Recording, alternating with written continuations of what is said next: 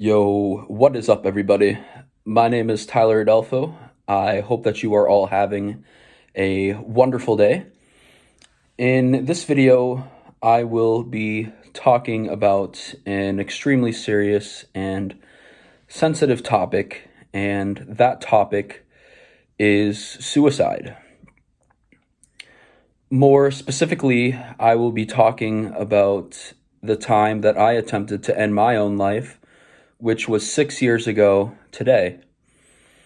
Now, for those of you who don't know, September is actually Suicide Prevention Month, and I figured with today being the 6 year anniversary of my own attempt, as well as this being September Suicide Prevention Month, that now would be really a prime chance to share my story and the hope that others will resonate and learn from it, maybe find strength in it to overcome their own present challenges.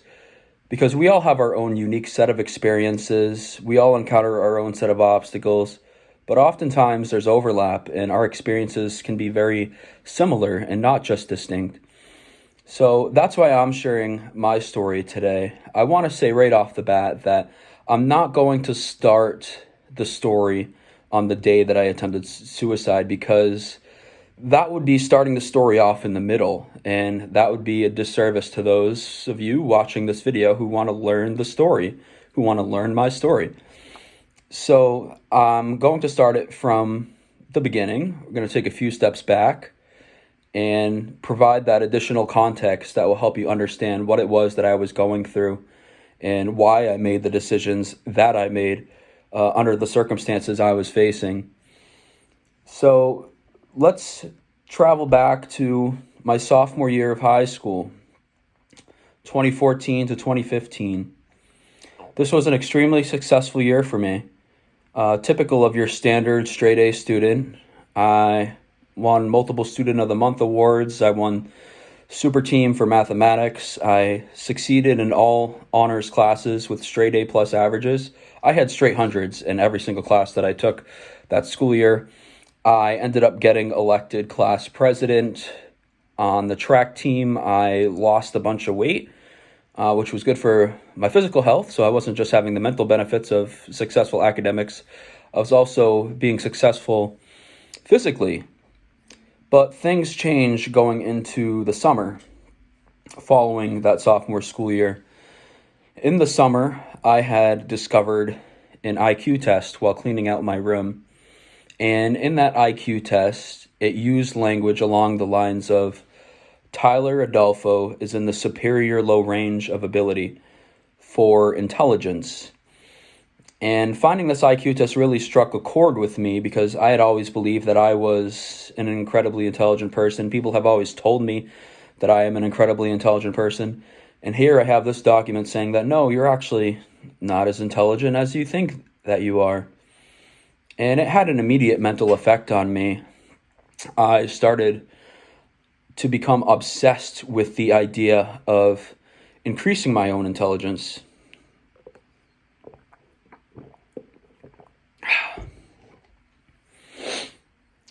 To the point where it was only further detrimental to my own health and well-being. I remember at the time I was taking a medication called Zoloft for social anxiety, and I had read online that antidepressants in the long run can reduce your intelligence. So what did I do? I quit a high dosage of Zoloft cold turkey during the summer before my junior year. Remember, my sophomore year was the one that was very successful. And then going into junior year, I was just over encumbered with anxiety.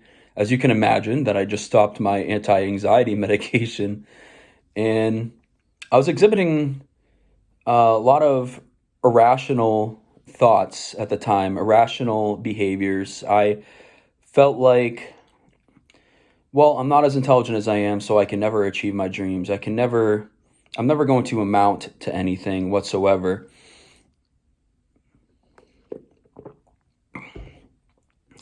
This culminated in me forming the decision to drop out of high school at that particular moment in time. I remember my mom went and filled out the paperwork with the guidance department, And as I just sat home in my bed, soaking in anxiety and guilt and shame, and thus began my 2-year dropout period. So here you have a former class president, straight A student, who all of a sudden out of nowhere drops out of high school. That's not very normal. It's not something that you see every day, that's for sure. But that's exactly what happened to me. And during my dropout period, I put on tons of weight. I was in a deep, deep, deep depression, feelings of regret, but also still obsessed with the idea of increasing my intelligence. It's something that I was never able to quite get over at that particular moment in time. I remember at the height of my depression, I reached a weight of about 284 pounds. And eventually I decided I wanted to document a little bit of my journey, so I started recording journal entries. And that first journal entry I ever did was during my dropout period. It was about 8 or 9 months into my dropout period. And I'm actually going to just read that to you now so we can hear the words of Tyler Adolfo from that period of time. Forget what I'm saying. Hear what Tyler Adolfo from that moment was saying. Here's the journal entry. 6:58 p.m., June 23rd, 2016. Uncertainty, fear, doubt. These are the words that best represent what I think about my future. Is my role in this world already set? Is my destiny determined by myself and my actions or by the whims of others? I'm a high school dropout and it's nobody's fault but my own. It's yet another example of my poor decision-making and impulsive judgment. One day I'm a high honors, well-spoken, highly confident president of my class, and the next day I'm a number, a statistic, another high school dropout with no bright future. Or so they say. I had such high aspirations. I was going to be a lawyer, maybe even someday an elected official. But those dreams have taken a hold. They are no longer my first concern. My focus is now devoted to deciding what to do this hour, then the next, then the one after, and so on and so on. I ran for class president at the end of my 10th grade year. I won. My friends put their trust in me. But I left school at the start of my next school year, to the shock of my teachers and the guidance department, and with no clear reason why. Truthfully, I have no idea how my time as head of my class would have gone. I didn't give it a chance. I never even tried. I was too afraid and selfish. I was afraid that I wouldn't perform up to the expectations I had for myself. What if I wasn't as smart and as good of a leader as everyone else thought me to be? The fear of failure made me quit. It took away my motivation and deprived me of the aspirations I once had. I constantly think about how things could have gone differently had I stayed, about the fun and lively discussions that we would have had, or the debates and presentations we would have had. Nowadays, I mostly just walk and sleep and read. And from time to time, I'll have a cup of coffee or tea. I believe that things will get better. I'm excited about starting work, and I also plan on speaking to a priest or rabbi sometime soon. At this moment in time, I am in need of some wisdom and guidance. I need to know where I go from here and how to get the motivation to get going. This here is a start, I suppose. So that was my first journal entry as a high school dropout. And I don't know how many journal entries I currently have, but this is just one notebook of a couple that I have. I have three notebooks. Two of them are full with entries, including that one. But that was just to put you in the shoes of where I was, what my thinking was at the time. As you can tell, it was very kind of disjointed, very distraught. I was in a state of despair. I didn't know how to get away from the position that I was in, that position of deep depression.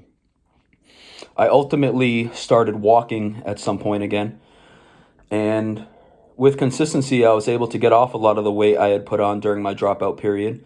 So I had gone from 284 to 170,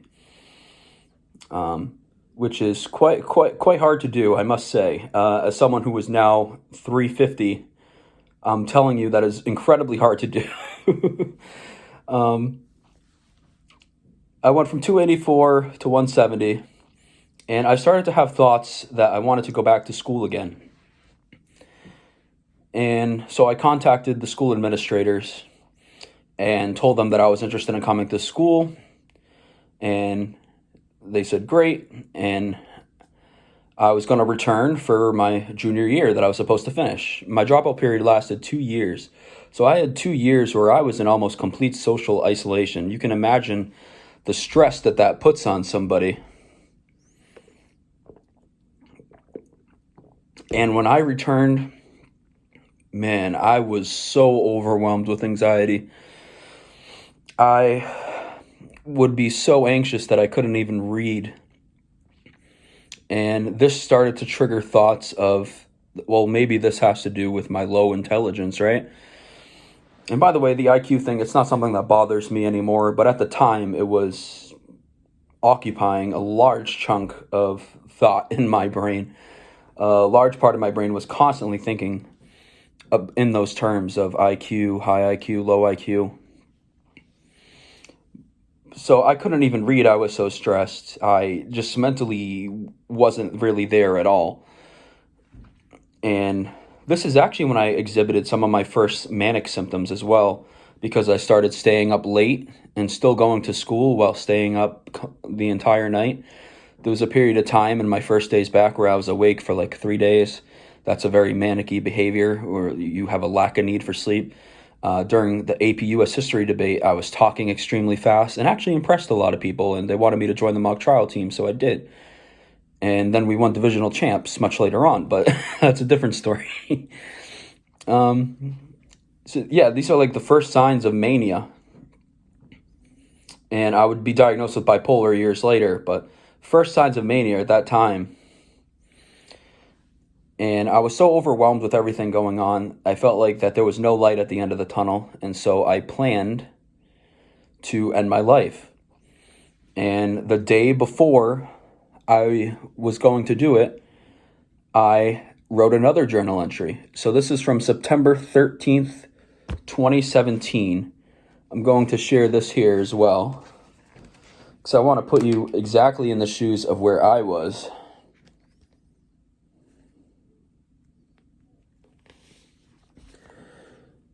"4:29 p.m., September 13th, 2017.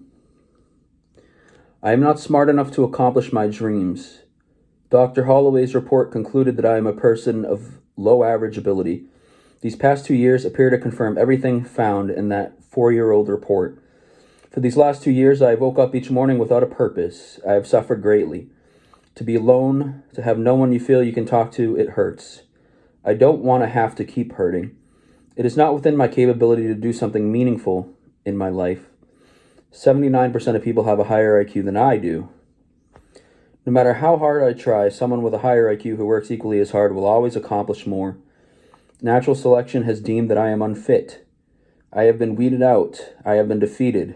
To resist math is futile. IQ cannot be changed. My behavioral tendencies and genetic impulses and inherited personality cannot be changed. There is no need in this world for a Tyler Adolfo. People will pretend that they cared for a couple days or so, but after that they will move on and forget that I existed. I just fear, how will I be remembered? Will people remember me as the problem child who became class president and got straight A's?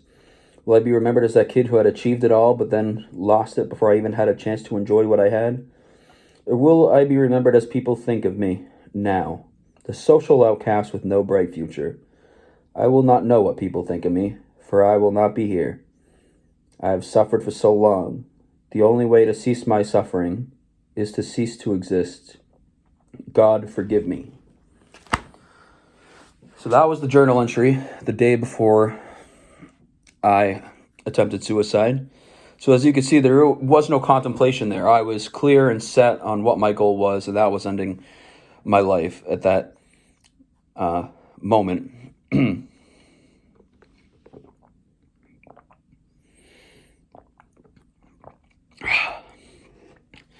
I still remember the day very clearly. I ended up leaving school because I was so anxious at school and I just couldn't take it anymore. So I went home, went into the kitchen, I grabbed a bunch of pills, and I grabbed a bunch of knives. I put on a big baggy hooded sweatshirt, and then I went to a nearby park to me.